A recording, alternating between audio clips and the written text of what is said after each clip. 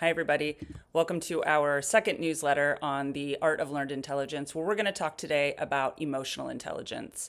And one thing that we know is that a simple, hard truth is if you don't know what's happening inside, you're going to keep reacting outside. Last year in our work, EQ showed up very powerfully in rooms where leaders were willing to slow down long enough to notice what was actually driving their reactions. And we got to watch executives catch themselves in real time, first recognizing stress responses before they hijacked a conversation. We noticed that emotional reactivity occurred instead of justifying it as urgency or standards, and we tried to build awareness in exact moments where old patterns usually would run the show. We conducted a lot of leadership offsites and executive sessions where we didn't ask the leaders to be less intense. We didn't ask them to be less ambitious or less driven. We didn't ask them to be less.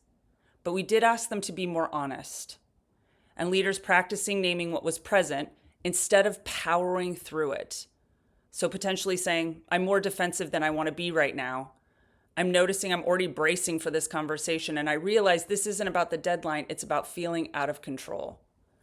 Now, there were plenty of moments when someone paused mid-sentence, laughed, and said, oh, that is my stuff on a platter. And I want you to know that every single time that happened, these moments really mattered. Because they're the hinge between reaction and choice, between old patterns and the new possibilities. And I think this is where the art of learned intelligence really begins to take shape, with leaders who are willing to see themselves clearly without the shame and still stay in the arena.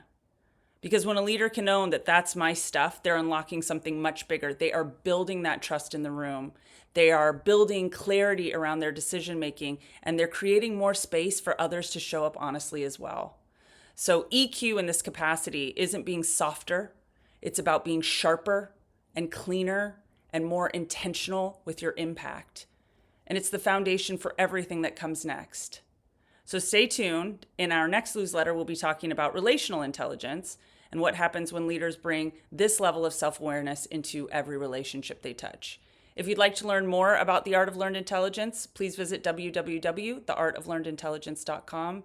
We are with you in the work. It's nice to see everybody.